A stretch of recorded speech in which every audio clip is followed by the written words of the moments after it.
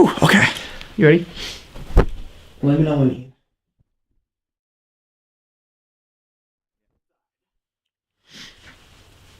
No, you have to flip it around so I can do my whole hair thing. I don't know. It worked. I actually fixed it in the thing. This is the worst. Okay. Oh yeah!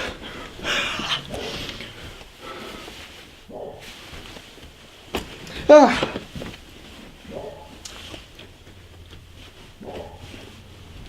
Hey everybody, this is Marcus Knipp. I'm here to do some more stand-up comedy for you guys. How's that sound? Yeah, woohoo, yeah! I know some of you guys saw the title for this bit being Growing Up. And most of you guys were probably sitting there thinking, what does this toddler think he knows? And I'm here to say, a little bit older than a toddler, I'm 20 years old. I think I know everything there is to know about life. So if you guys could sit down, please, and just let me share my stories and tell some jokes and hopefully make you guys laugh and relax a little bit, then it actually helped me a lot, because if you guys get really aggressive, I can't do this. I'll get scared and maybe pee a little bit and run off the stage with anxiety. So if we just handle this a little bit better, it'll run smoothly.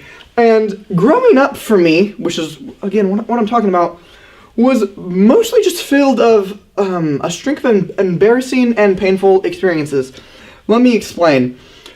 I was born with my head being the same size that it is right now. And when you are a baby and you have no neck muscles and everybody supports your neck, that's fine. But that's not how survival of the fittest works. In theory, I should have died, and then we try to get rid of that gene. But people held my head held my head up, and I was able to have my head supported, and my neck muscles were never that strong till the age of, let's say, 18. So growing up, I had this little fun maneuver. We had a long hallway in the house I grew up in, and I would run down this hallway, and I'm going, just taking off, right, as a kid, and you have, like, the best running stance ever, so you're just flinging arms everywhere. I wasn't athletic. Doors open, you're flinging arms, going, you catch a door frame with your forehead.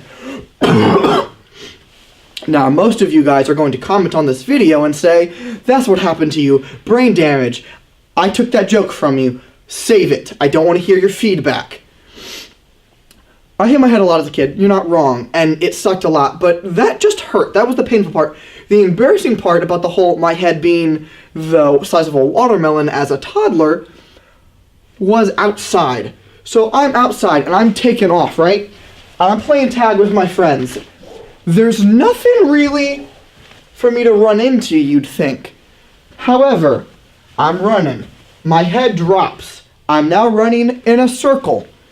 Now, I'm a kid. It's a lot of weight. So that circle progressively becomes tighter and tighter, and I start to fall and speed up. And if you guys don't know, you run tighter, tighter, tighter, tighter, fall, speed up, speed up, speed up. You hit the ground a lot. And there's nothing more than wanting to play tag because you think it's the funnest game of all time, and you still think that as an adult. So you want to play tag all the time. Excuse me. And getting cripplingly embarrassed because you are one prideful little kid, which is weird because, again, I wasn't athletic. And that happening every time. But I can do you one better. I have more embarrassing stories than that happening till I was far too old for it to happen. My mom has no faith in me. And you guys are thinking, Marcus, it's your mom. Of course she has faith in you. She doesn't. She doesn't think that I can do anything by myself. And I literally mean anything. To the extent, till the age of 16, I promise you, I was 16 years old before I finally managed to put a stop to this. Mom would help me blow my nose. Let me do this scene for you. Pull out Kleenex. You're not blowing all the way. What is that, Mom? What does it even mean, blowing all the way? You're taking half a breath and you're blowing half of that out. You're not blowing. Mom, I can blow. Mom, I'm gonna. Okay, so this happens. I'm now on Mom's lap, right? Okay, so she's coaching me. All right, deep breath. Blow all the way out. Okay.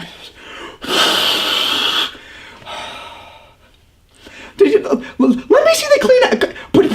Stop it. She has the Kleenex now, okay? Mom, this...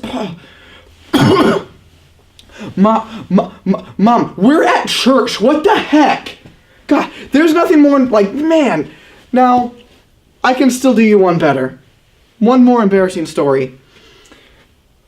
For some reason, the local skating rink where I live on Valentine's Day would have a homeschool day. So during public school hours, homeschool kids could attend for a cheaper price.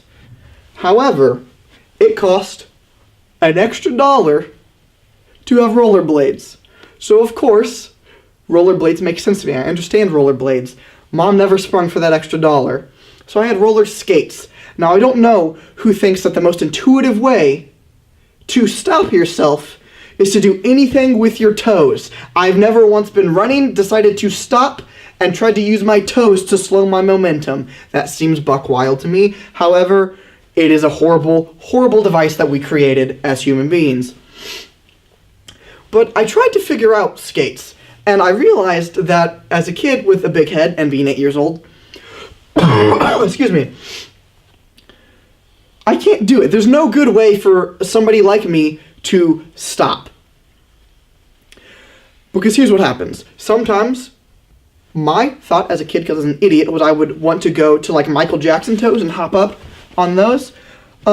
You always fall. You always fall. You always ragdoll and look straight up like Goat Simulator style, just like on the ground. So, I gave up on that after a few tries. Now, you're skating. You go, maybe I'll drag a foot. So you're just skate, stunt, skate, stunt, skate. Drag a foot. So you drop a foot behind you. Now that throws off your momentum. Your head is still the size of your head, and your neck muscles are still, very, very small. Head falls. Now, when you have your momentum falling this way, it's occasionally your skates follow around. You kick a kid, then you get yelled at, and you fell on your face in front of people. Embarrassing, and you're getting yelled at, double embarrassing, and you kicked a kid. A little bit embarrassing. I'm not an aggressive person in any way. There's one more way to stop. This being the just hope I'm not going that fast and run into the wall. Again, always hurts, never really looks classy, and you always make a very loud noise doing it. So you draw more attention to yourself and say, and you essentially, when you use this method, are saying, everybody look at me, I can't stop. But that's not really the embarrassing part. Here's the embarrassing part, and this is really like what hurt my self-esteem as a kid. 8-year-old Marcus, Valentine's Day, huge crush on this girl, right? You see her, you start skating because you always act before you think. You're on your way skating over to her. You get roughly from me to here from this girl, and then you realize, I don't know how to stop. Should have thought this through. So now you realize, and this is really the self-esteem kicker, do I embarrass myself with the Michael Jackson collapse ragdoll, with the drop my leg back, or do you do the ever so popular and what actually happened in real life, run right into the girl, knock her down, and use her to cushion your fall? That's what I did. Thank you everybody for watching. I'll be back next week for more stand-up.